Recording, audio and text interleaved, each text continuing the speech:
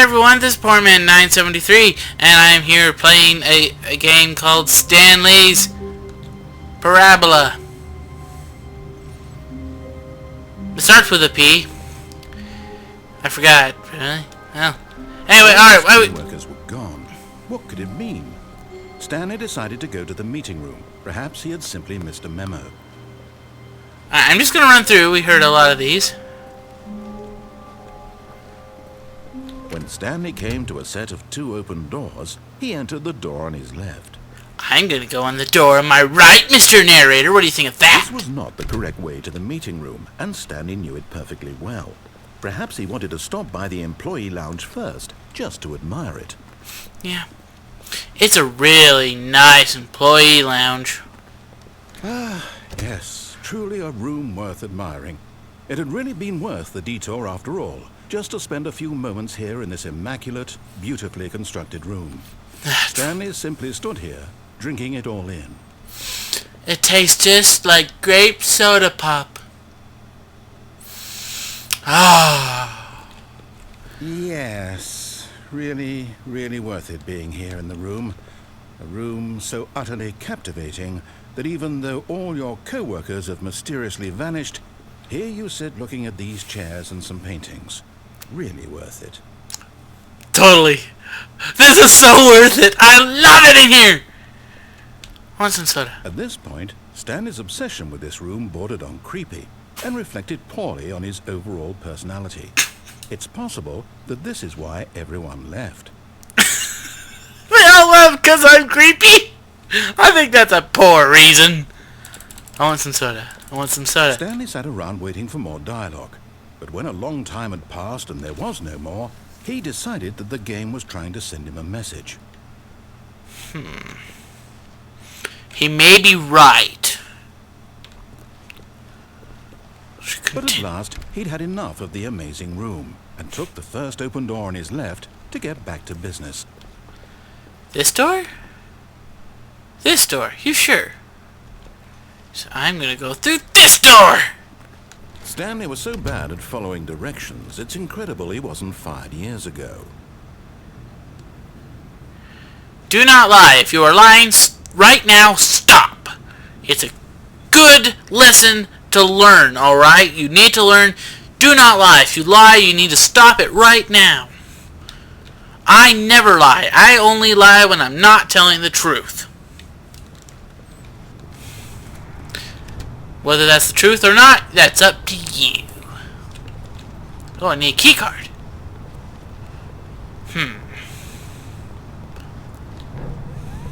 Look, Stanley, I think perhaps we've gotten off on the wrong foot here.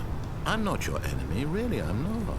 I realize that investing your trust in someone else can be difficult, but the fact is that the story has been about nothing but you all this time. There's someone you've been neglecting, Stanley. Someone you've forgotten about. Please, stop trying to make every decision by yourself. Now, I'm not asking for me, I'm asking for her. For who? Mr. Narrator guy, you make no sense. This is it, Stanley. Your chance to redeem yourself. To put your work aside. To let her back into your life. She's been waiting. Who is she, Mr. Narrator guy?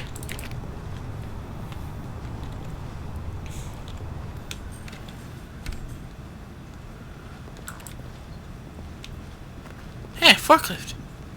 Can I drive? No. This is a very dark room, Mr. Narrator guy. Can I get some light, please? Oh, fine. That's her, Stanley. You need to be the one to do this. To reach out to her. If you can truly place your faith in another, then pick up the phone. Let me out! Let me out! There's a phone in here! It's creepy! It's an old phone! Look at that old phone! No one makes phones like that anymore! Can I pull the plug? Stanley picked up the phone. A white light engulfed him, filling him not just with radiance, but with hope. Hope for a life reunited one... Wait. Oh, goodness. Stanley, did you just unplug the phone? No, that wasn't supposed to be a choice. How did you do that? You actually... Chose incorrectly? I didn't even know that was possible.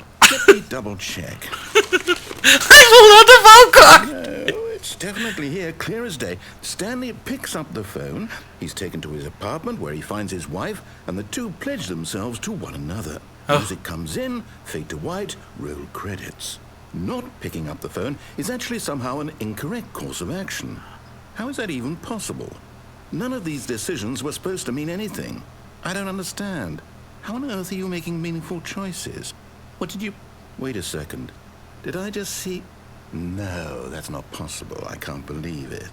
How had I not noticed it sooner? You're not Stanley. You're a real person. I can't believe I was so mistaken. This is why you've been able to make correct and incorrect choices. And to think I've been letting you run around in this game for so long. If you've made any more wrong choices, you might have negated it entirely. It's as though you completely ignored even the most basic safety protocol for real-world decision-making. Or did you not grasp the severity of the situation? Well, I won't have that kind of risk on my watch. I'm going to stop the game for a moment so we can educate you properly on safe decision-making in the real world. Please observe this helpful instructional video. No! Choice. It's the best part of being a real person. But if used incorrectly, can also be the most dangerous. For example, in this scenario, a hypothetical real person named Stephen has a choice.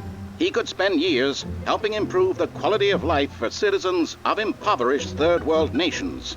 Or he could systematically set fire to every orphan living in a 30-kilometer radius of his house. Which choice would you make? Remember that unlike here, the real world makes sense, and at no time should you make a choice that does not conform to rational logic. If you find yourself speaking with a person who does not make sense, in all likelihood, that person is not real. Allow the person to finish their thought, then provide an excuse why you cannot continue talking. Turn to a partner and practice saying, "My goodness, is it 4:30? I'm supposed to be having a back, sack, and crack."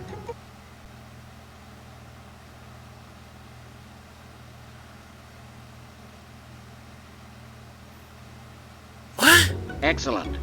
Making choices on a regular basis is the best part to a healthy decision-making process. Most medical professionals recommend making at least 8 choices per day. Do you make more than 8? Less? And finally, if you begin to wonder if your choices are actually meaningful and whether you'll ever make a significant contribution to the world, just remember that in the vast infiniteness of space, your thoughts and problems are materially insignificant, and the feeling should subside. At this time, your instructor will guide you in an exercise to test and reinforce the material covered in this video. Welcome back.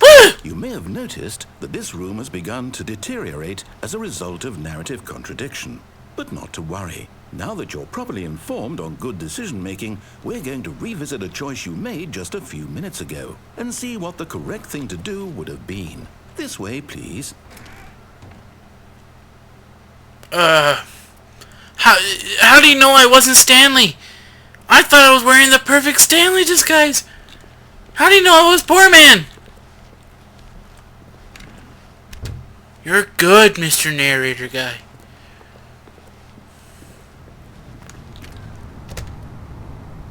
Do I have to get back on the lift? Now that we know your choices are meaningful, we Hey! can't have you jumping off the platform and dying. Hey! Imagine the main character dying senselessly halfway through the story. That story would make no sense at all. We Hey! just need to get you home as soon as possible before the narrative contradiction gets any worse. Unfortunately, it seems this place is not well equipped to deal with reality.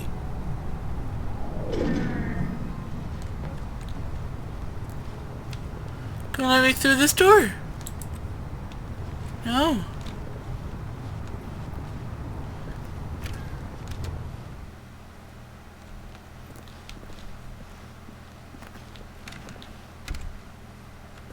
Okay, Mr. Narrator, do I need to go back to the fascinating lounge? I'm gonna sit in the lounge a little bit more.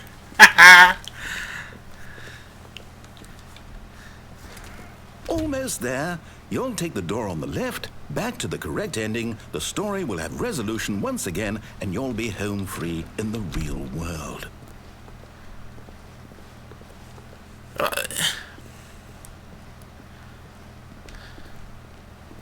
Alright. Now remember, all you need to do is behave exactly as Stanley would. Okay. That means choosing responsibly and always putting the story first. I will. I'm quite sure you'll be up to the task. Just follow my lead and you'll be fine. All right.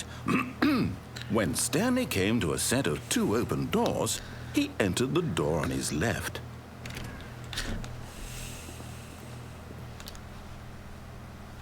No! Why did you do that? Quickly, hurry back in the other direction. Perhaps we're not too late. But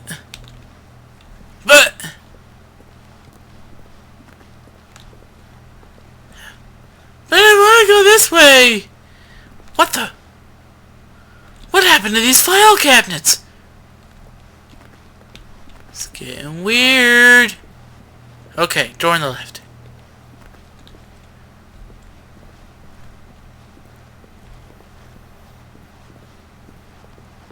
Oh, it's ruined. I can't believe, after everything we talked about, that my story, you've destroyed my work. Why? For what? What did you get out of that? What did you think was so special about seeing the game undone, left here like so much garbage? It's worthless now. And what am I supposed to do? Even if there were a way to continue, would it be worth it? To know that my story is now incorrect? How can I go back to that? I can't erase that knowledge. I'll have to live with it forever. Reliving its impossibility forever. I couldn't live that way.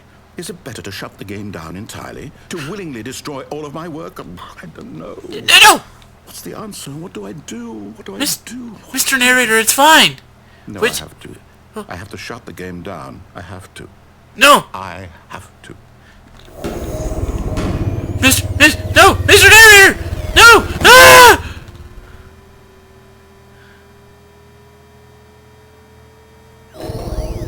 Where am I? Oh, I'm here. I'm still here. Here in this pile of rubbish. With you. You. Who thought you were so clever. Now look where we are. My entire game is destroyed.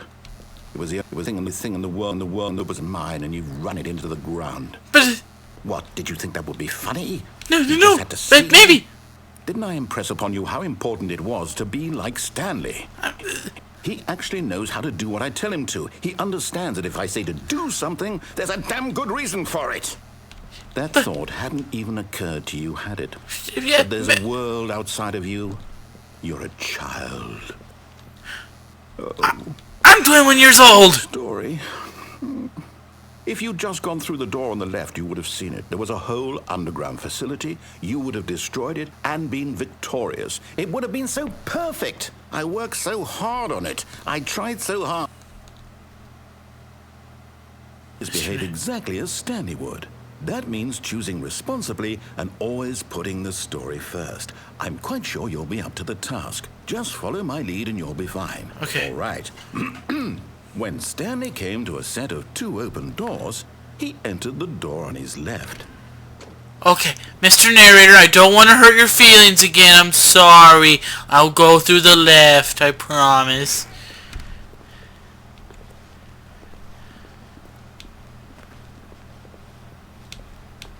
There, that's not so bad, is it? Yet there was not a single person here either. Feeling a wave of disbelief, Stanley decided to go up to his boss's office, hoping he might find an answer there. Oh, the broom cloud's not gonna open this time? Fine. Coming to a staircase, Stanley walked upstairs to his boss's office. Wait, wasn't there a downstairs last time, or am I just nuts? Wait, you didn't remove the choice, did you?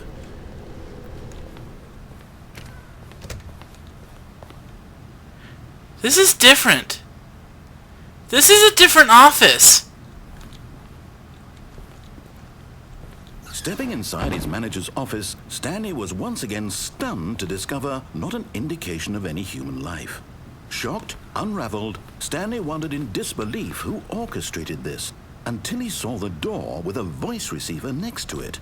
Surely behind this door lay all the answers to his questions. And beyond all probability, he knew the passcode. He had seen it on his boss's computer just last week. Night Shark 115. Was this the code to open the door? Would it still work? There was only one way to find out. Stanley had been trained never to speak up, but now he would draw from within himself the courage to face the unknown. What was He it? drew a sharp breath and then spoke the code. I don't remember what it was. Hello? Night Shock and the Pickle. Stanley spoke the code. Night Shark 115. He spoke it into the receiver, right there on the wall. Night Shock 115. Did it work? I'm sorry, is there a problem? You didn't mishear me, did you? Please speak the code into the receiver. Otherwise we can't get on with the story. This is a crucial step. What was the code again? Night Shock 115 for the Okay, fine, you're not gonna do it. But you know what? It's pretty humiliating to bring you this far, only for you to suddenly decide you have better things to do. I asked you for this one single thing, for your respect. The kind of respect Stanley shows for his choices. He knows what it means to take a story seriously. If you didn't want to see what I had to show you, then why did you come here? You had a choice, you know. You could have gone through the door on the right. You could have done whatever the hell you wanted over there. Why did you come this way? Speak. Say something to me. Explain yourself, you coward. Lemon! When Stanley came to a set of two open doors, he entered the door on his left. What? Hi, Stanley. Stanley? Hello? Are you... Is everything okay? Stanley, please. I need you to make a choice. The I end? need you to walk through the door. Are you listening to me? Can you hear me? Is everything all right? Stanley, this is important. The story needs you. It needs you to make a decision. It cannot exist without you. Do you understand me? Whatever choice you make is just fine. They're both correct. You cannot be wrong here. We can work together. I'll accept whatever you do. I simply need you to take that step forward, please. Choose. Do something. Anything. This is more important than you can ever know. I need this. The story needs it. So, you hear me? Are you there? Are you listening to this? Stanley, are you there? Okay. It's okay, I can wait. You need time to decide. Time to make sure your choice is correct. That is the best choice. That's all right. I'll wait for you to decide what's the right thing to do. Take as much time as you need.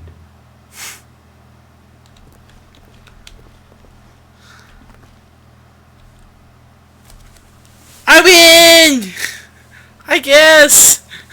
I love this game. I win! Yeah! I love this game. It is so much fun.